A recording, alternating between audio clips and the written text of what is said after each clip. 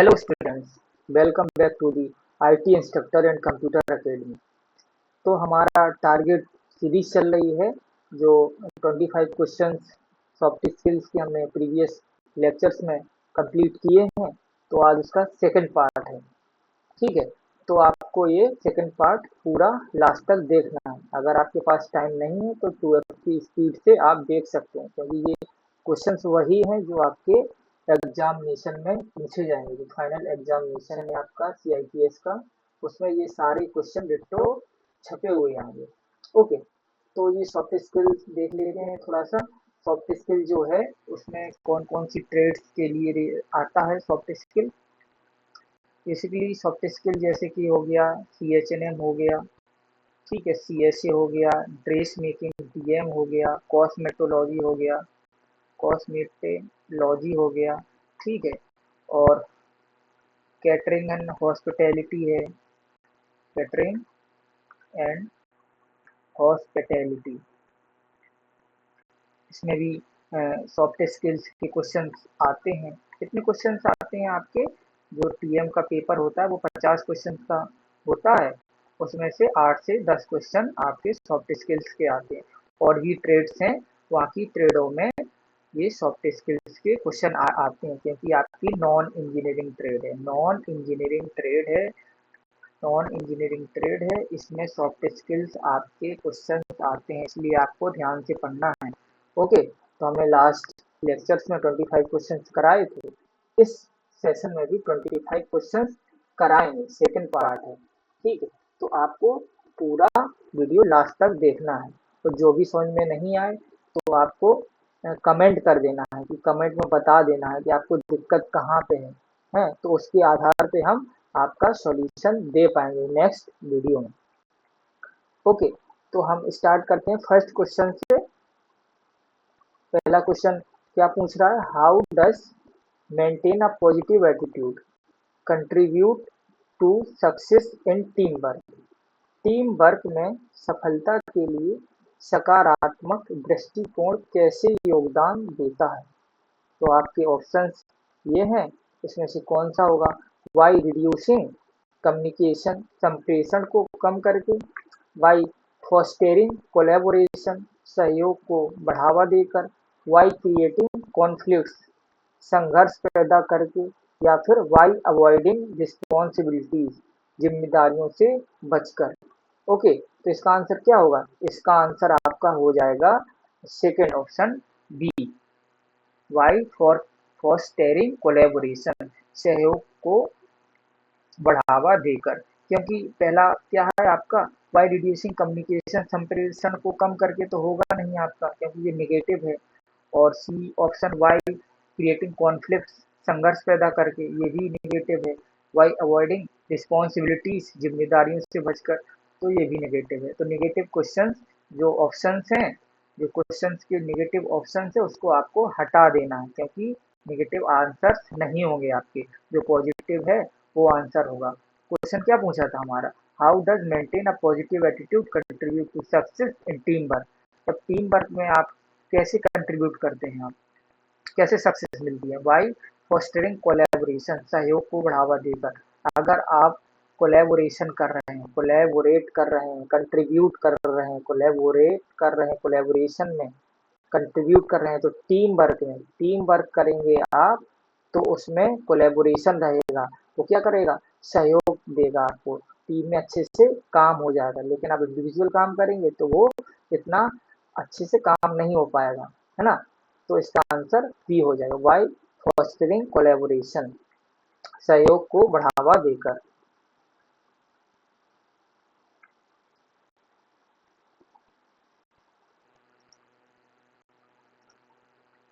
Second question देखते हैं। Second question क्या है? What is the first stage of N interview. साक्षात्कार का पहला चरण क्या है?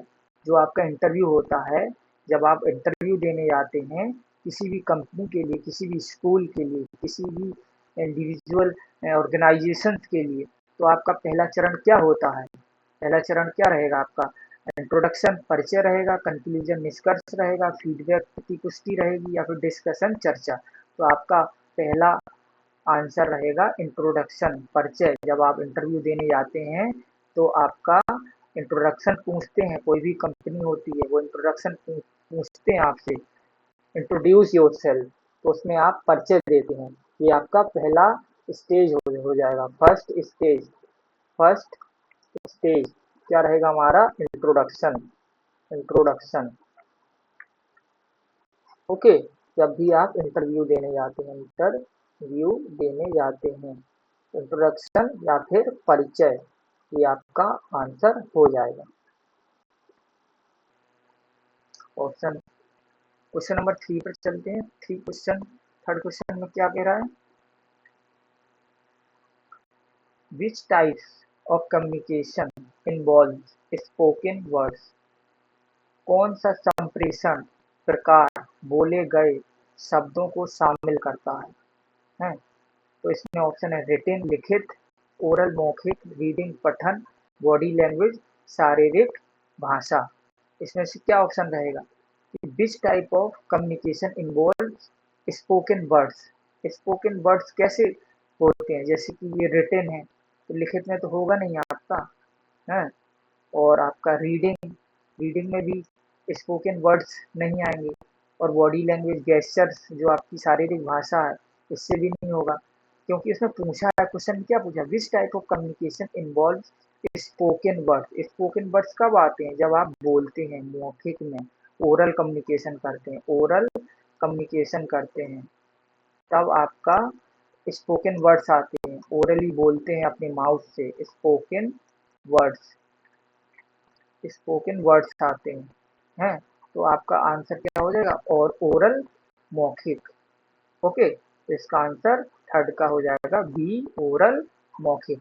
आपको याद कर लेना है। फोर्थ क्वेश्चन की ओर चलते हैं। फोर्थ क्वेश्चन में क्या कह रहा है, what is an example of non verbal communication. Non verbal communication गैर मौखिक संप्रेषण का एक उदाहरण है, गैर मौखिक संप्रेषण का एक उदाहरण है, क्या है गैर मौखिक, ईमेल लिखना,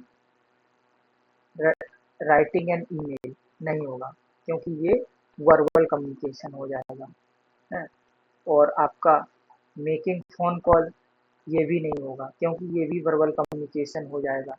रीडिंग बुक ये भी नहीं होगा, ये भी वर्बली पढ़ रहे हैं तब हो जाएगा। नॉन वर्बल कम्युनिकेशन का एक एग्जाम्पल पूछा है आपका, non verbal communication, non verbal communication, non verbal communication में क्या आ जाएगा, नॉन वर्बल कम्युनिकेशन में आ जाएगा आपका गेस्चर्स, गेस्चर्स जैसे कि नोडिंग योर हेड, सिर हिलाना, गेस्चर्स ही तो आएंगे नॉन वर्बल कम्युनिकेशन। और वर्बल कम्युनिकेशन कैसे रहेगा कि राइटिंग ईमेल आप अपने माउथ से बोल रहे हैं, फोन कॉल में भी आप अगर आप बात कर रहे हैं तो फोन कॉल में भी आप बोल के बात कर रहे होंगे, वर्बली बात कर रहे होंगे हैं। रीडिंग और बुक, अगर आप बुक पढ़ रहे होंगे तब भी आप वर्बली बात कर रहे होंगे, लेकिन यहाँ पे पूछा non verbal communication. Non verbal communication में नोडिंग और हेड्स, अपना हाथ हिलाकर गेस्चर्स से आपको बताना है, ठीक है। तो इसका आ जाएगा नॉन वर्बल कम्युनिकेशन में नोडिंग योर हेड, सिर हिलाना, ये आपका एग्जाम्पल हो जाएगा, गैर मौखिक संप्रेषण का उदाहरण है, नोडिंग योर हेड, सिर हिलाना। फिफ्थ क्वेश्चन में चलते हैं। फिफ्थ क्वेश्चन क्या कह रहा है, which non verbal clue might indicate someone is not interested in a conversation। कौन सा गैर मौखिक संकेत यह इंगित कर सकता है कि कोई व्यक्ति बातचीत में रुचि नहीं रखता है, बातचीत में रुचि नहीं रखता है। तो इसका आंसर क्या हो जाएगा नोडिंग फ्रीक्वेंटली, बार बार सिर हिलाना, ये तो नहीं होगा, ये तो निगेटिव है। Maintain eye contact, maintain eye contact, आंखों का संपर्क बनाए रखना, ये भी नहीं होगा। स्माइलिंग ऑफन, अक्सर मुस्कुराना, ये भी नहीं होगा। लुकिंग अराउंड दी रूम, ये आपका आंसर हो जाएगा, कमरे के चारों ओर देखना। क्वेश्चन क्या पूछा था, which non verbal clue might indicate someone is not interested in a conversation. अगर कोई कन्वर्सेशन आप कर रहे हैं, दो व्यक्ति हैं कन्वर्सेशन कर रहे हैं आपस में, है तो उसमें क्या है कि कोई इंटरेस्टेड नहीं है, तो वो क्या करेगा, कमरे के चारों ओर देखेगा, इधर भी देखेगा, चारों ओर देखेगा, खिड़की देखेगा, इधर कब ये डिस्कशन ओवर हो जाए है। तो क्या रहेगा, लुकिंग अराउंड दी रूम, कमरे के चारों ओर तो देखेगा। तो क्वेश्चन आपको ध्यान से पढ़ना है, क्वेश्चन क्या कह रहा है, कौन सा गैर मौखिक संकेत यह इंगित कर सकता है कि कोई व्यक्ति बातचीत में रुचि नहीं रखता है। नोडिंग फ्रीक्वेंटली, बार बार सिर हिलाना, होगा नहीं, बिल्कुल नहीं होगा। मेंटेन आई कांटेक्ट, आंखों का संपर्क बनाए रखना, नहीं होगा। अक्सर मुस्कुराना, नहीं होगा। इसका सुटेबल आंसर क्या आ जाएगा, लुकिंग अराउंड द रूम, कमरे के चारों ओर देखना। ओके, इसका आंसर हो जाएगा फिफ्थ का सी। नेक्स्ट क्वेश्चन देखते हैं, 6 नंबर का question, how can dressing appropriately for a business meeting affect your communication with clients. व्यावसायिक बैठक के लिए उपयुक्त पोशाक पहनने से आपके ग्राहकों के साथ संप्रेषण पर क्या प्रभाव पड़ सकता है, क्या प्रभाव पड़ सकता है। वाई डिस्ट्रक्टिंग देम, उन्हें विचलित करके, बिल्कुल नहीं, नेगेटिव है। ओके, और वाई कंफ्यूजिंग देम, उन्हें भ्रमित करके, ये भी negative. By making them uncomfortable, उन्हें असहज बनाकर, ये भी नेगेटिव है। वाई बिल्डिंग क्रेडिबिलिटी, विश्वसनीयता का निर्माण करके, विश्वसनीयता का ही तो निर्माण करेंगे अपने क्लाइंट्स के थ्रू, अगर आपको कम्युनिकेशन करना है। क्वेश्चन क्या बोल रहा था, how can tracing appropriately for a business meeting affect your communication with client. आपका कोई क्लाइंट्स है, क्लाइंट्स से आप कैसे बात करेंगे, कैसे विश्वास जीतेंगे। बाई बिल्डिंग क्रेडिबिलिटी, अगर आप किसी दुकान में जाते हैं अपना कुछ सामान लेने के लिए, तो आपसे अच्छे से बिहेव नहीं करेगा तो आप दोबारा जाएंगे, नहीं जाएंगे। हैं, तो आपको क्या करेगा, कस्टमर जो रहेगा उसको क्रेडिबिलिटी मिलनी चाहिए, विश्वसनीयता लगना चाहिए कि विश्वसनीय दुकानदार है, यहाँ से हम ले सकते हैं, तो वो अच्छे से बिहेव करेगा आपके साथ। हैं, तो वो क्रेडिबिलिटी बनाना चाहता है, क्रेडिट बनाना चाहता है आपके साथ, तभी तो उसका बिजनेस ग्रो होगा। तो आंसर इसका बी हो जाएगा, बिल्डिंग क्रेडिबिलिटी, विश्वसनीयता का निर्माण करके, option number B. Next question देखते हैं, नेक्स्ट क्वेश्चन क्या कह रहा है, सेवेंथ का, which technique help in clarifying doubts during a conversation. बातचीत के दौरान संदेह स्पष्ट करने में कौन सी तकनीक मदद करती है। ओके, तो इसका आंसर क्या हो जाएगा, आस्किंग ओपन एंडेड क्वेश्चन, खुले आखिरी प्रश्न पूछकर, हो सकता है। मेकिंग अजम्पशंस, अनुमान लगाकर, बिल्कुल नहीं होगा। चेंजिंग दी सब्जेक्ट, विषय बदलना, बिल्कुल नहीं होगा। गिविंग अ स्पीच, भाषण देना, बिल्कुल नहीं होगा। सूटेबल आंसर क्या हो जाएगा, आस्किंग ओपन एंडेड क्वेश्चन, खुले आखिरी प्रश्न पूछना। क्वेश्चन वही तो पूछा है, this technique helps in clarifying doubts during a conversation.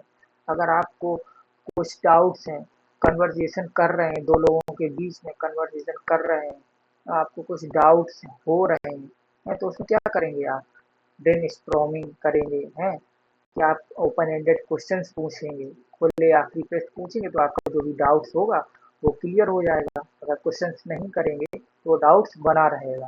तो इसका आंसर क्या हो, आस्किंग ओपन एंडेड क्वेश्चन, खुले आखिरी प्रश्न पूछना, option A is the correct. Question number 8 देखते हैं, 8th में क्या पूछ रहा है, how does written communication differ from oral communication. लिखित संप्रेषण मौखिक संप्रेषण से कैसे भिन्न है। जो आपका रिटन कम्युनिकेशन है वो आपका ओरल कम्युनिकेशन से कैसे भिन्न है, रिटन कम्युनिकेशन वो बताना है आपको। इट यूजेस गेस्चर, यह इशारा का उपयोग करके, नहीं होगा क्योंकि वो तो अदर हो जाएगा ना। वाई इट इज स्पोकन, यह बोली जाती है, बिल्कुल नहीं होगा। इट इज साइलेंट, यह मौन है, नहीं होगा। इट इज डॉक्यूमेंटेड, यह प्रलिखित होती है, ये इट इज डॉक्यूमेंटेड। जो आपका रिटन कम्युनिकेशन रहता है वो डॉक्यूमेंटेड फॉर्म में तो रहता है। रिटन कम्युनिकेशन कैसा रहेगा, रिटन कम्युनिकेशन है कैसा रहेगा, वो डॉक्यूमेंटेड ही तो रहेगा, लिखित लिखित ही तो रहेगा, डॉक्यूमेंटेड। डॉक्यूमेंटेड। जैसे कि आप अपने किसी भी बैंक में जाते हैं, आपको केवाईसी करवानी है, ई केवाईसी करवानी है, तो ई केवाईसी में क्या करेंगे, एप्लीकेशन भी देंगे और बायोमेट्रिक भी लगाएंगे, तभी तो है। तो एप्लीकेशन जब आप लिख रहे हैं तो रिटन कम्युनिकेशन है ना, ये डॉक्यूमेंटेड है आपका, है। तो वही तो पूछा, क्या डिफर फ्रॉम ओरल कम्युनिकेशन, जो आप मौखिक बोल रहे हैं उससे क्या डिफरेंट होगा रिटन कम्युनिकेशन। रिटन कम्युनिकेशन जो हमारा रहता है वो डॉक्यूमेंटेड रहता है कि बाद में हम देख सकते हैं, लिखी हुई चीज़ों को पढ़ सकते हैं। तो इसका आंसर हो जाएगा written, it is documented, option C. Ninth question देखते हैं, नाइन्थ क्वेश्चन में क्या कह रहा है। What is a common technique for image building. छवि निर्माण के लिए एक सामान्य तकनीक क्या है। अगर आपको इमेज बिल्ड करनी है तो कॉमन टेक्निक क्या है कि आपकी इमेज बिल्ड हो जाए, किसी भी क्षेत्र में, किसी भी वस्तु में, किसी भी एरिया में और किसी भी ऑर्गेनाइजेशन में आप अपना टेक्निक्स, कुछ इमेज बिल्ड करना चाहते हैं, क्रेडिबिलिटी चाहते हैं, क्रेडिट चाहते हैं, तो ऐसा क्या करना चाहिए। नेगेटिव फीडबैक, नकारात्मक प्रतिक्रिया देंगे तो आपकी क्रेडिट बढ़ेगी क्या, नहीं बढ़ेगी। इग्नोरिंग अपीयरेंस, इग्नोरिंग अपीयरेंस, उपस्थिति की अनदेखी करेंगे, बिल्कुल नहीं, क्रेडिट बिल्कुल भी नहीं बढ़ेगी और आपका इमेज बिल्डिंग बिल्कुल नहीं होगी। टालम टोल करेंगे तब भी नहीं होगा आपका। ठीक है, तो इसका आंसर क्या हो जाएगा, पॉजिटिव सेल्फ प्रेजेंटेशन, सकारात्मक आत्म प्रस्तुति। अगर आप पॉजिटिव सेल्फ प्रेजेंटेशन करेंगे तो आपकी इमेज बिल्डिंग इम्प्रूव होगी। ओके, तो इसका नाइन्थ का आपका option number B will be the correct answer. Question 10 देखते हैं, तो क्वेश्चन 10 क्या कह रहा है। Which type which of the following helps in managing communication effectively. कौन सा निम्नलिखित संप्रेषण को प्रभावी ढंग से प्रबंधित करने में मदद करता है। Which of the following helps in managing communication effectively, है तो इसका आंसर क्या हो जाएगा। इंटरप्टिंग फ्रिक्वेंटली, बार बार बाधा डालना, नहीं होगा। अगर आप कम्युनिकेशन इफेक्टिवली करेंगे, कैसे होगा, कैसे मैनेज कर सकते हैं, कैसे हेल्प करेगा। इंटरप्ट करेंगे फ्रिक्वेंटली, बार बार बाधा डालकर, तो आप कम्युनिकेशन अच्छे से हो पाएगा, नहीं हो पाएगा। टॉकिंग ओवर अदर्स, अगर अगर कम्युनिकेशन दो लोगों के बीच में चल रहा है और तीसरे लोग से बात कर रहे हैं तो कम्युनिकेशन होगा, नहीं होगा, बिल्कुल भी नहीं होगा। टॉकिंग ओवर अदर, दूसरों पर बात करना, नहीं होगा। इग्नोरिंग फीडबैक, अगर प्रतिपुष्टि की उपेक्षा करना, अगर आप दोनों लोग कम्युनिकेशन कर रहे हैं और फीडबैक लास्ट में नहीं दे रहे हैं तो वो अच्छा कम्युनिकेशन होगा, नहीं होगा। तो उसके लिए क्या करना पड़ेगा, हमें एक्टिव लिसनिंग, सक्रिय सुनना पड़ेगा। अगर कोई अपनी बात बता रहा है, हैं, कह रहा है, तो उसे ध्यान से सुनना है, एक्टिव लिसनिंग करनी है, उसके बाद अपनी बात को रखनी है। तो इसका आंसर हो जाएगा एक्टिव लिसनिंग, सक्रिय सुनना। 10 का आंसर क्या हो जाएगा, ऑप्शन नंबर बी। 11वां क्वेश्चन देखते हैं, 11वें क्वेश्चन में क्या कह रहा है।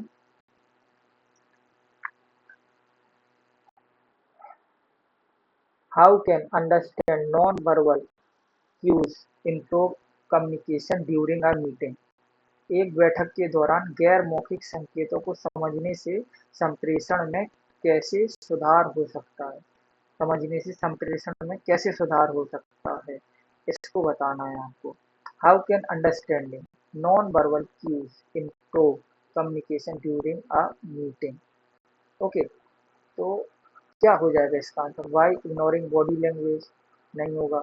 शरीर की भाषा की अनदेखी करना, ये तो नेगेटिव है, नेगेटिव को तो बिल्कुल ही हटा दो। वाई फोकसिंग ओनली वर्ड्स, केवल आप ओनली वर्ड्स पर फोकस करेंगे तब भी नहीं हो पाएगा नॉन वर्बल क्यूज। केवल शब्दों पर ध्यान केंद्रित करके, नहीं होगा। वाई स्पीकिंग लाउडर, जोर से बोलकर, बिल्कुल भी नहीं। वाई आइडेंटिफाइंग ट्रू फीलिंग्स, सच्ची भावनाओं की पहचान करके। नॉन वर्बल क्यूज है कि आप अपना कोई बता रहा है मीटिंग के दौरान, कम्युनिकेट कर रहा है, तो कैसे करेगा और उसकी आपको फीलिंग समझनी पड़ेगी कि वो कहना क्या चाह रहा है। ऐसा तो नहीं कि कोई कम्युनिकेशन कर रहा है, कुछ अपनी बात बता रहा है, लेकिन आप उसे नहीं समझ रहे हैं, तो उसकी फीलिंग्स को आपको समझना है कि वो कहना क्या चाह रहा है। सच्ची भावना की पहचान करना करके, वाई आइडेंटिफाइंग ट्रू फीलिंग, सच्ची भावनाओं की पहचान करके 11 का option number B will be the correct answer. 12वीं का देखते हैं, 12वीं में क्या पूछ रहा है। What is a common interpretation of crossed arms in non verbal communication, गैर मौखिक संप्रेषण में क्रॉस्ड आर्म का सामान्य अर्थ क्या है। ओपननेस, खुलापन नहीं होता है, जो crossed arm, non verbal communication में क्रॉस्ड आर्म्स का मतलब क्या रहता है। आपका खुलापन, ओपननेस नहीं होगा, हैप्पीनेस बिल्कुल नहीं होगा, कंफ्यूजन नहीं होगा, डिफेंसिवनेस, रक्षा की भावना will be the right answer. 12 का ऑप्शन नंबर बी, डिफेंसिवनेस, रक्षा की भावना। 30 नंबर देखते हैं, 30 नंबर में क्या कह रहा है। Which factor is crucial for successful interview session, सफल साक्षात्कार सत्र के लिए कौन सा कारक महत्वपूर्ण है। विच फैक्टर इज क्रूशियल, कौन सा फैक्टर क्रूशियल माना जाता है फॉर सक्सेसफुल इंटरव्यू सेशन। अगर कोई इंटरव्यू सेशन ले रहा है, इंटरव्यू आप दे रहे हैं, तो इसे सक्सेसफुल कैसे माना जाएगा, वो आपको बताना है। क्लियर कम्युनिकेशन, स्पष्ट संप्रेषण, या फिर अराइविंग लेट, देर से आना, ये तो बिल्कुल भी नहीं होगा। अवॉइडिंग क्वेश्चंस, प्रश्नों से बचकर, अगर इंटरव्यू दे रहे हैं तो वो इंटरव्यूअर आज जितना भी क्वेश्चन पूछेगा आपको बताना पड़ेगा, प्रश्नों से तो नहीं बच सकते, ये भी नेगेटिव, ये नहीं होगा। वियरिंग कैजुअल क्लॉथ, जब आप इंटरव्यू देने जाते हैं तो कैजुअल क्लॉथ पहन के जाते हैं, नहीं फॉर्मल क्लॉथ पहन के जाते हैं, फॉर्मल फॉर्मल ड्रेस जो है वो पहन के जाते हैं इंटरव्यू के दौरान है, तो ये भी नहीं होगा आपका। हाँ, तो क्लियर कम्युनिकेशन, स्पष्ट संप्रेषण देंगे। क्रूशियल क्यों माना जाता है कि अगर आपका कम्युनिकेशन स्पष्ट नहीं, क्लैरिटी नहीं है आपके कम्युनिकेशन में, तो वो सक्सेसफुल इंटरव्यू सेशन नहीं माना जाएगा, इंटरव्यूअर आपको रिजेक्ट कर देगा है। तो उसके लिए आपको क्लियर कम्युनिकेशन करना पड़ेगा, स्पष्ट संप्रेषण। ओके, 13 का आंसर हो जाएगा ऑप्शन नंबर ए। 14 नंबर देखते हैं, 14 में क्या कह रहा है। Why is personal grooming important in a professional setting, personal grooming क्यों इम्पोर्टेंट है प्रोफेशनल सेटिंग, पेशेवर सेटिंग में पर्सनल ग्रूमिंग क्यों महत्वपूर्ण है, आपको बताना है। धन दिखाने के लिए, टू शो ऑफ वेल्थ, बिल्कुल भी नहीं, पर्सनल ग्रूमिंग इम्पोर्टेंट है कि आप धन दिखाएंगे अपनी, वाह, ये बिल्कुल नहीं है, ऐसा बिल्कुल नहीं। To blend in with the crowd, भीड़ में घुलने मिलने के लिए, बिल्कुल नहीं। टू अट्रैक्ट अननेसेसरी, ये भी नहीं होगा। अनावश्यक ध्यान आकर्षित करने के लिए, अननेसेसरी अटेंशन, ये नहीं होगा। To make a positive impression, सकारात्मक प्रभाव डालने के लिए। क्यों प्रोफेशनल सेटिंग में इम्पोर्टेंट है। पर्सनल जो पर्सनल ग्रूमिंग है, जो पर्सनल ग्रूमिंग है क्यों इम्पोर्टेंट है personal grooming. To make a positive impression, सकारात्मक प्रभाव डालने के लिए। To make a positive impression, option number B will be the right answer.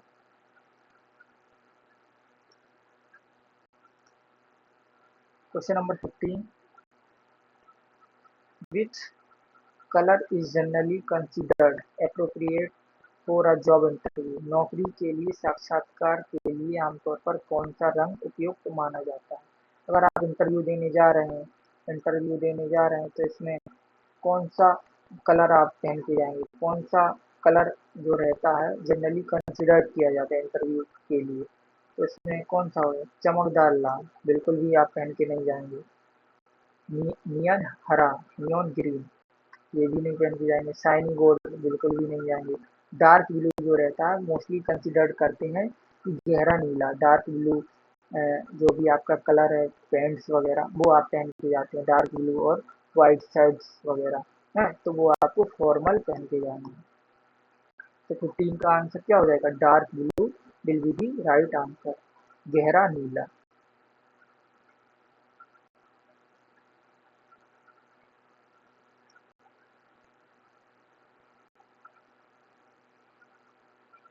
Question number 16 देखते हैं। 16 में क्या हुआ? क्वेश्चन नंबर 16 क्या कह रहा है? Which of the following can enhance motivation? निम्नलिखित में से कौन प्रेरणा को बढ़ा सकता है? कौन प्रेरणा को बढ़ा सकता है? इनमें से जो ऑप्शन दिए कौन मोटिवेशन बढ़ा सकता है आपका? तो आपको बताना है कौन सा रहेगा। सेटिंग क्लियर गोल्स, स्पष्ट लक्ष्य निर्धारित करना, अवॉइडिंग रिस्पॉन्सिबिलिटी जिम्मेदारियों से बचना, बिल्कुल भी नहीं। क्रिटिसाइजिंग अदर्स, दूसरों की आलोचना करना, बिल्कुल भी नहीं। निगलेक्टिंग टास्क, कार्यों की उपेक्षा करना, नहीं।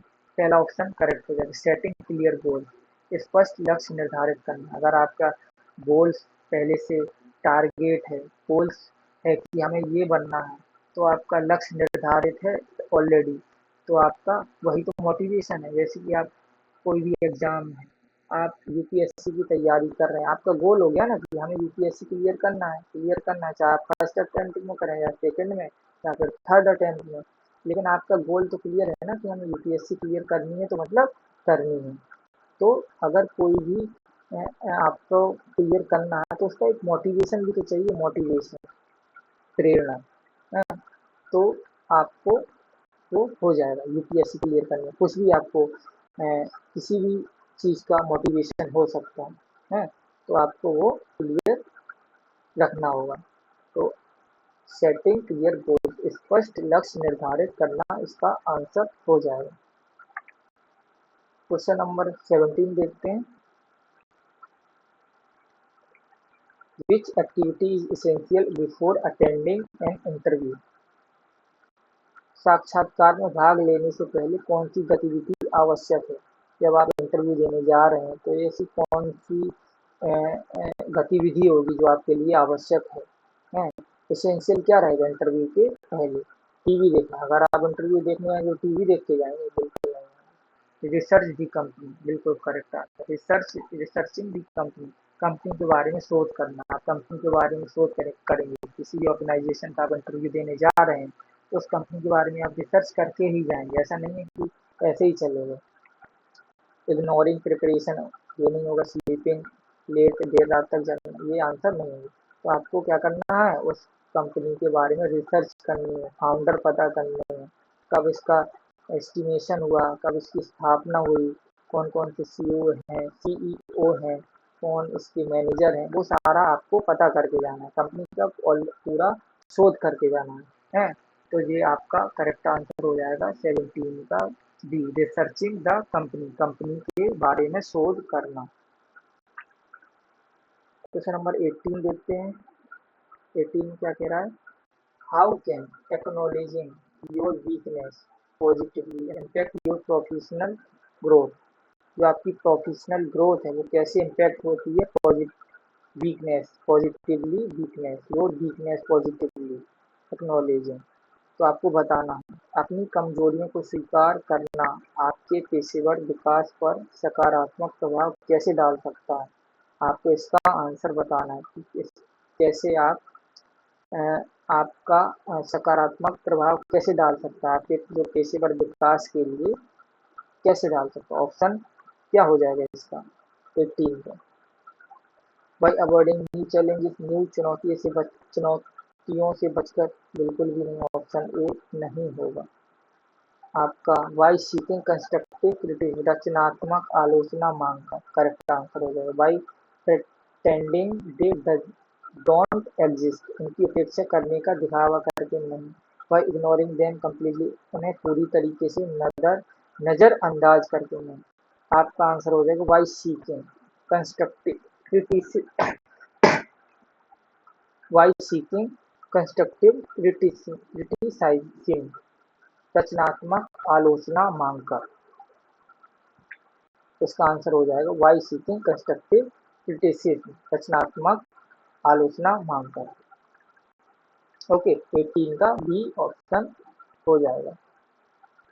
19 में देखते हैं 19 में क्या कह रहा है। व्हाट इज अ की डू ड्यूरिंग एन इंटरव्यू, साक्षात्कार के दौरान एक प्रमुख करने योग्य क्या है, करने योग्य क्या है। जब आप साक्षात्कार इंटरव्यू देने जाते हैं तो क्या करना चाहिए। अराइविंग लेट, देर से पहुंचना, बिल्कुल भी नहीं। मेंटेन आई कांटेक्ट, बिल्कुल सही।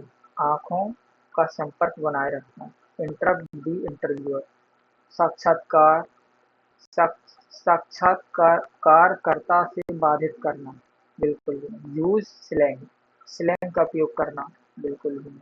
तो आप क्या है, जब आप इंटरव्यू देने जाते हैं तो इंटरव्यूअर रहेगा, उसकी आपको आंखों में आई कांटेक्ट बना के रखना है, झेपना नहीं है कि आप अपने चारों तरफ देख रहे हैं, कमरों के चारों तरफ, मन नहीं लग रहा है कि इंटरव्यू कब खत्म हो।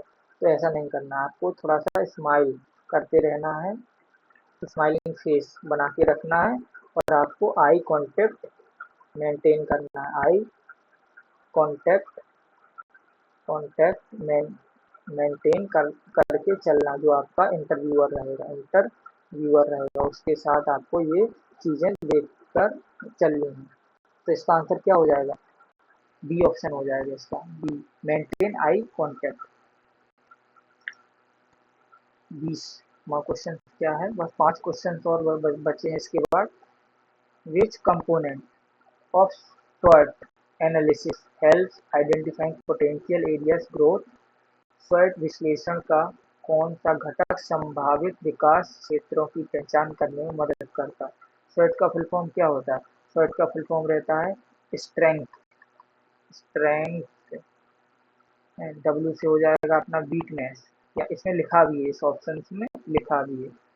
ओ से हो जाएगा अपॉर्चुनिटीज, अपॉर्चुनिटीज आपका ये क्वेश्चन आ जाता है, फुल फॉर्म पूछ लेते हैं टेस्ट के एग्जाम में, तो ये आपको याद रखना है। थ्रेड्स, टी का फुल फॉर्म क्या है, इसमें ओ का फुल फॉर्म क्या है, डब्ल्यू का क्या, एस का क्या है। तो एस का हो जाएगा स्ट्रेंथ, डब्ल्यू का वीकनेस, ओ का अपॉर्चुनिटीज एंड टी का थ्रेड्स।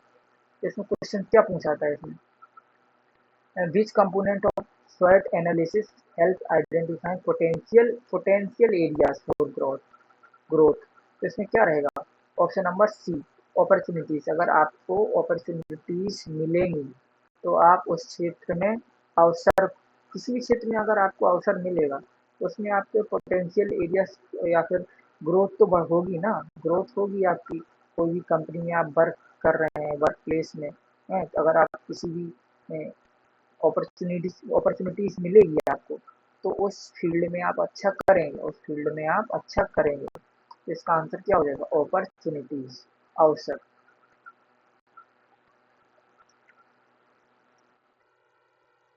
21 का क्वेश्चन देखिए, 21 क्वेश्चन में क्या कह रहा है, 21 क्वेश्चन में, how can physical barriers impact communication. भौतिक बाधाएं संप्रेषण को कैसे प्रभावित कर सकती हैं। तो फिजिकल बैरियर्स क्या होते हैं, इम्पैक्ट करते हैं कम्युनिकेशन। अगर आप कम्युनिकेशन कर रहे हैं तो फिजिकल बैरियर्स कौन कौन से इम्पैक्ट करते हैं आपके, हैं। तो वाई फैसिलिटिंग अंडरस्टैंडिंग, समझ को सुविधाजनक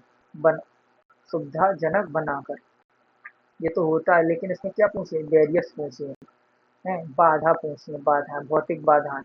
तो ये तो आंसर नहीं होगा क्योंकि इसमें निगेटिव पूछा है। वाई ऑब्स्ट्रक्टिंग दी, संदेश को बाधित करके, संदेश को बाधित करके, इसका आंसर ये हो जाएगा। तो ये तो करेक्ट आंसर है। तो यहाँ पे निगेटिव पूछा था, बैरियर्स पूछा था। तो वाई क्लैरिफाइंग दी में संदेश को स्पष्ट करके नहीं होगा। वाई इम्प्रूविंग क्लैरिटी, स्पष्टता को सुधार करके, ये भी नहीं होगा। निगेटिव पूछा है इसमें, तो निगेटिव हमारा वाई ऑब्स्ट्रक्टिंग दी में, संदेश को बाधित करके। क्योंकि इसमें पूछा था how can physical barriers impact communication, भौतिक बाधाएं संप्रेषण को कैसे प्रभावित कर सकती हैं, कैसे प्रभावित करती हैं, संदेश को बाधित करके, ऑब्स्ट्रक्टिंग दी मैसेज। इसका आंसर हो जाएगा बी। ये आपको याद कर लेना है, देख लेना है, कोई और टिक करके नहीं आना है। आंसर आपका बी होगा, वाई ऑब्स्ट्रक्टिंग दी मैसेज, संदेश को बाधित करके। 22वां क्वेश्चन देखते हैं। How can feedback from a mock interview improve your real interview performance? Mock interview से प्राप्त फीडबैक आपके वास्तविक इंटरव्यू के प्रदर्शन में कैसे सुधार कर सकता है? जब आप मॉक इंटरव्यू देते हैं, उसमें आपको हेल्प मिलती है रियल इंटरव्यू फेस करना। उसके पहले आप मॉक इंटरव्यू देते हैं तो ड्रिल टाइप का करते हैं ना, ड्रिल मॉक आपने सुना होगा, है?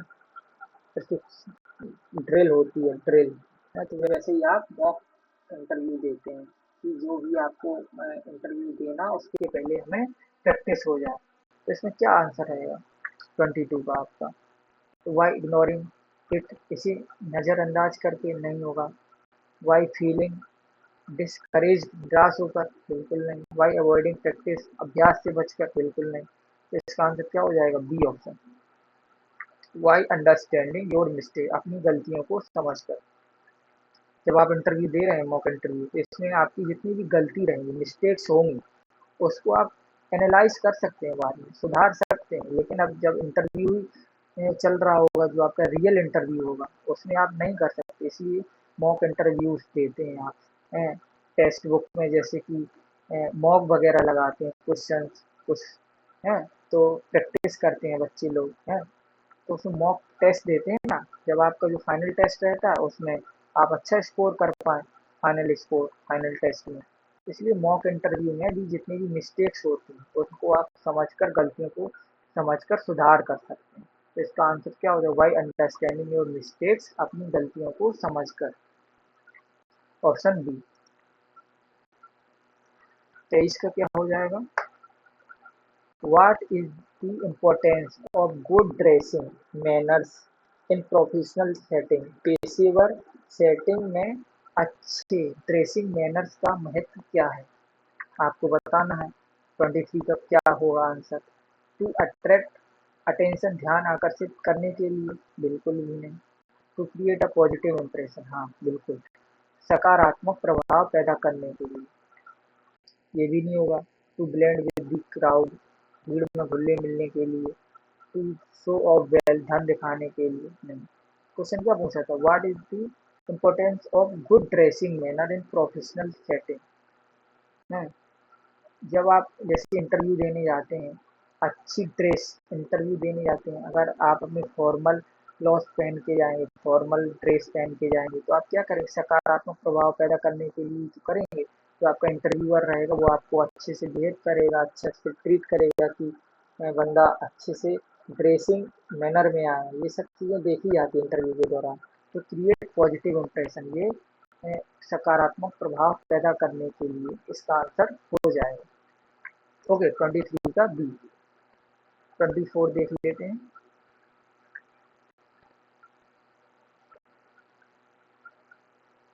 24 में क्या कह रहा है? Why is non verbal communication important? Non verbal communication क्यों इम्पोर्टेंट? गैर मौखिक संप्रेषण क्यों महत्वपूर्ण है? 24 का क्यों महत्वपूर्ण है? इट इज रेलिवेंट, अप्रासंगिक है? बिल्कुल भी नहीं। इट डिक्रीजेज अंडरस्टैंडिंग, ये समझ को कम करने के लिए नहीं। इट कंफ्यूजेज दी लिसनर, ये श्रोता को भ्रमित करने के लिए? बिल्कुल नहीं। और ऑप्शन नंबर बी हो जाएगा। इट सपोर्ट्स वर्बल मैसेज, यह मौखिक संदेशों को समर्थन करता है। नॉन वर्बल कम्युनिकेशन, अगर आप नॉन वर्बल कम्युनिकेशन में जैसे क्या आ जाएंगे, गेस्चर्स आ जाएंगे, गेस्चर, फीलिंग्स वगैरह, फीलिंग्स समझ नहीं है आपको, है? तो ये सब नॉन वर्बल कम्युनिकेशन है, ये किसको सपोर्ट करता है? वर्बल कम्युनिकेशन को। जैसे कि कोई बंदा है, वर्बली बोल रहा है, तो वो हैंड से अपना कुछ भी चीज़ें समझाए, क्लास में कोई टीचर्स हैं आपको समझा रहे हैं, तो कैसे करेंगे? वर्बली तो बोलेंगे, लेकिन बोलकर अपने बॉडी लैंग्वेज का भी इस्तेमाल करेंगे, गेस्चर्स का इस्तेमाल करेंगे। तो वही कह रहा है इसमें, why is non verbal communication important? क्योंकि ये वर्बल कम्युनिकेशन को सपोर्ट करता है, दोनों साथ में मिलकर चलते हैं। वर्बल कम्युनिकेशन और नॉन वर्बल कम्युनिकेशन, बोलकर और गेस्चर, हैंड मूवमेंट का उपयोग करके। तो ऑप्शन नंबर इसका B option will be the correct answer. Last question देखते हैं।